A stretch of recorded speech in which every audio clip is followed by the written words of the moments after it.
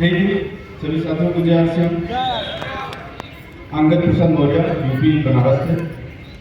और साथियों, जैसा कि आरसीएम में आते तो हर व्यक्ति का इतना संघर्ष होता है, कहानी होती है और हर लोगों की कहानी है, क्योंकि दूसरे जगहों पे, बड़े जगहों पे खास व्यक्ति और खास बन जाते हैं, लेकिन आरसीएम के जगह पे देखा गया है 90% लोग आम से खास बनते हैं। यानी उनका जो जिंदगी होता है वो गरीबी से जूझा रहता है, अभाव भरी जिंदगी से जिए होते हैं, बहुत सारे जिंदगी के में कमियों को महसूस किए होते हैं। और ऐसे लोग जब शिखर पे पहुंचते हैं तो साथियों उनकी कहानी पढ़ने लायक होती कि नहीं होती? और लोगों की कहानियां सुनते होंगे तो आपको भी लगता होगा कि मेरी भी कहानी तो मिलती जुलती है, मेरे जिंदगी में भी ऐसा दर्द रहा, ऐसा भाव रहा, और मैं भी एक दिन उस जगह पे पहुंचूंगा तो अपनी कहानी को शेयर करूंगा। तो साथियों, इससे क्या होता है कि एक दूसरे को ताकत मिलती है। क्या हमसे कमजोर व्यक्ति, हमसे गरीब व्यक्ति, हमसे अभाव वाला व्यक्ति जब यहाँ पहुंच सकता है तो फिर हम क्यों नहीं पहुंच सकते? हर व्यक्ति के जीवन में संघर्ष रहा है, हमारे साथ भी रहा। बचपन मतलब हम लोग गांव में जिए हैं, प्राइमरी स्कूल से अपनी पढ़ाई चालू हुई है। घर के गार्जियन उस जमाने में इतनी सक्रिय नहीं थे कि हमारे बच्चे का मूड मिजाज किस क्षेत्र में है, उसका दिमाग किस क्षेत्र में जाने लायक है, उस क्षेत्र की पढ़ाई एजुकेशन दिया जाए, ऐसा कुछ नहीं होता था। बस आदमी चल रहा है, किधर चला जाएगा उसको भी पता नहीं था, बस ऐसे ही चल रहा था। साथियों, आज हमारे पिताजी भी मौजूद हैं। पहली बार आरसीएम भिलवाड़ा अकेडमी में माताजी, पिताजी, बच्चे, मैडम, भाई सब लोग आज हाजिर हैं यहाँ पे। माफी चाहूंगा, मैं कभी भी कहीं भी तीर्थ जगहों पे अपने पिताजी या घर वाले लोगों को या मैं खुद लेके नहीं गया हूँ, लेकिन भिलवाड़ा मैं सभी लोगों को लेके आया हूँ, क्योंकि इससे बड़ा और तीर्थ जगह दूसरा और हो ही नहीं सकता।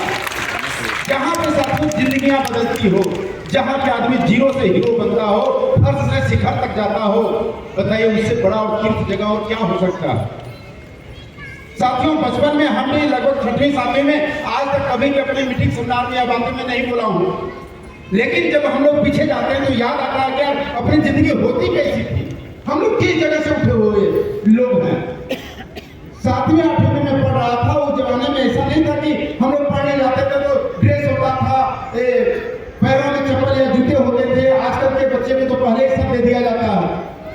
हम लोग तो 6वीं 7वीं तक बिना चप्पल का स्कूल गए हुए। जब स्कूल जाते थे तो बीच बीच में ये आता था कि चप्पल, और लड़कों को देखता था तो मैं अपने माता जी से बोला कि चप्पल मतलब होना चाहिए। तो हम लोग के घर पे खेती बाड़ी, सुबह शाम महिलाएं भी काम करती थी, आदमी सब लोग काम करता था, खेतों में पशु हैं, बहुत सारी चीजें। तो उनके पास भी चप्पल नहीं था, तो हम लोग के घर में बड़े लोग मालिक हुआ करते थे, यानी पिताजी 4 भाई, बड़े पिताजी मालिक। कोई चीज घटता था तो उन्हीं के यहाँ आवाज आती थी और वही साथ पूरा करते थे।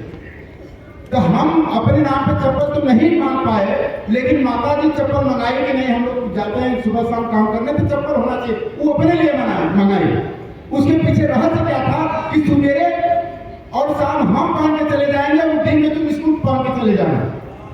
लेकिन साथियों, हुआ क्या कि वो चप्पल खरीद के लाए जरूर, लेकिन लेडी चप्पल खरीद के लेके आ गए। जो पीछे मोटा होता था, हवाई लेडीज होता है मोटा ना, पीछे था, वो वाला चप्पल लेके आए और हम भी पहन के स्कूल आए। उतना उस समय मेरे को फर्क नहीं पड़ा, लेकिन जब स्कूल में लड़के मेरे को चिढ़ाने लगे, तेरे औरत वाला पहन के आया, महिला वाला पहन के चप्पल आया हुआ। साथियों, मेरा दिमाग काम किया, उस नए चप्पल को मैं पत्ती पत्ती काट दिया, बराबर कर दिया उसको। एड़ी जो पीछे वाला मोटा होता था ना, नए चप्पल को मैं काट के बराबर, कैसे कैसे चप्पल आया और वो भी चप्पल को मैं काट के सम्राट बराबर कर दिया, यानी जेंट बनाने का प्रयास किया। लेकिन साथियों, पता चल गया, मतलब कि सब लोग जान गए तो और खराब स्थिति हो गई। तो साथियों, ऐसी स्थितियों से हम लोग गुजरे हुए हैं और अपने अंदर प्रतिभा थी, सीखने की ललक थी। धीरे धीरे उम्र बढ़ी हुई, हम लोगों को भी धीरे धीरे कहीं आने जाने का मौका मिला। मेरे अंदर वो क्षमता थी कि मैं जिस चीज को देखता था वहां से मैं सीखने का प्रयास करता था। सर्कस में देखने गया, सर्कस में वो गेंद उछालते हैं 3-4 गेंद एक साथ में, मेरे को बहुत प्रभावित किया कि नहीं यार, हमें भी मतलब ये मौका मिले तो हम भी सीखे। लेकिन ना उस समय ट्रेनिंग का, ना कोई गार्जियन सीनियर, ना गेंद थी, लेकिन इच्छा जगह कि ना हम गेंद 3-4 एक साथ उछालेंगे। साथियों, मैं ईटा फोड़ के उसको रगड़ रगड़ के गोले का आकार दिया और 3 गेंद तैयार किया और 3 गेट से मैं प्रैक्टिस करने लगा और कई बार लोग मेरे वीडियो में देखे होंगे 3-4 गेट उछालते हुए देखे नहीं देखे मेरे साथ में। तो वहां से आज बहुत सारे मैं हारमोनियम गांव में ढोलक हारमोनियम बजाते थे, लोग प्रोग्राम करते थे, मैं बैठा था घंटों बिता देता था, इसलिए कि बीच में जब बैठ करेंगे तो अंगुली हल्का से पिंड से दबा देंगे। घंटों इंतजार हम लोग करते थे, तो धीरे से जब मौका मिलता था तो दबा देते पिंड सवाल भगा देते थे लोग। लेकिन इच्छा तक है कि हमें सीखना है। साथियों, जब मैं अपने दम पे हुआ मैं हारमोनियम खरीदा, मेरे पास आज हारमोनियम है, कई लोग मेरे को हारमोनियम बजाते हुए भी देखे होंगे। मैं जो भी चीज देखा ढोलक बजाते हुए, मैं ढोलक बजाना सीखा, मैं हारमोनियम आपके डायलॉग दूसरा डायलॉग लोग भी बोलते हैं ना, अमिताभ अभी मेरे से बोले सर वो वाला बोल दीजिएगा एक बार। हाँ, थोड़ा सा लंबा टाइम हुआ है, लेकिन फिर भी मैं कोई चीज देखता हूँ तो उसमें क्रिएट करने का प्रयास करता हूँ, सोचता हूँ तो साथियों से हम दिमाग पे लौट देंगे ना तो कोई ना कोई दिमाग का रास्ता निकालेगा। लेकिन हम इसको लौट ही नहीं देखते, सीखने का प्रयास ही नहीं करते, कोई नई चीजों का उदाहरण ही नहीं करते, बस वहीं पर जैसे तैसे चलाए रहते हैं और नई चीजें हमारे अंदर से क्रिएट नहीं हो पाती है। आज से कितनी बड़ी चीजें बता दीजिए क्या है यहाँ पे? इतना आसान, दुनिया का इससे आसान और कोई रास्ता हो ही नहीं सकता, लेकिन हम लोग सीखने पे जोर ही नहीं देते। यहाँ पे हम लोग बैठे रहते हैं, आधा लोग सो के समय बिताते हैं, आधा मोबाइल में बिताते हैं, आधा इधर उधर ध्यान दे के बिताते हैं, और कुछ दिया जाता है कमीशन करना, कुछ दिया जाता है वाइटर, कुछ दिया जाता है सिर्फ हम बता नहीं पाते। ऐसा होता कि नहीं होता है? साथियों, आज मुझे बड़ी अफसोस हुआ कि किसी सर जो बात बोले मैं कैलकुलेशन में हालांकि अपने आप को अच्छा मानता हूँ, लेकिन आज जो चीज पे वो फोकस किया मैं भी वहां पे गलत हूं। कहने में मेरे को शर्मिंदगी नहीं है, मैं भी उस चीज को नहीं जानता हूं। टीम में मेरे लोग मेरे से कोई बात पूछता है तो पूछते हैं कि सर इतना बिजनेस कितना रुपया बनना चाहिए, मैं बताता हूं। लेकिन आज मैं इस जगह में फैल रहा, मुझे अच्छा लगा कि कम से कम सीखने को नई चीजें मिली और हम सीखने के लिए तैयार हैं साथियों। तो निश्चित है कुछ न कुछ अपने जीवन में बड़ा होगा ही होगा, और आरसी बिजनेस ग्रुप इतना बड़ा प्लेटफॉर्म अपने पास है, क्यों नहीं हो सकता है। हमने बात कर रहा था कि हम डायलॉग करते हुए लोगों को देखते थे, वहां से मेरे को अंदर इच्छा देगी नहीं हम यार बोले थे। नाना पाटेकर जी वाला बोले थे, कुछ लोग वीडियो देखे होंगे, कुछ लोग डायरेक्ट भी सुने होंगे। हाँ, तो उनका मान लीजिए कि नाना पाटेकर से आश्रम वाले लोगों का सामना हो गया, और कुछ ऐसे लोग जो कि रुक रुक के करने वाले होते हैं ना, बस उनकी शिकायतें रहती है। मौका दे दीजिए, इतनी शिकायत करेंगे कि आपका दिमाग खराब हो जाएगा।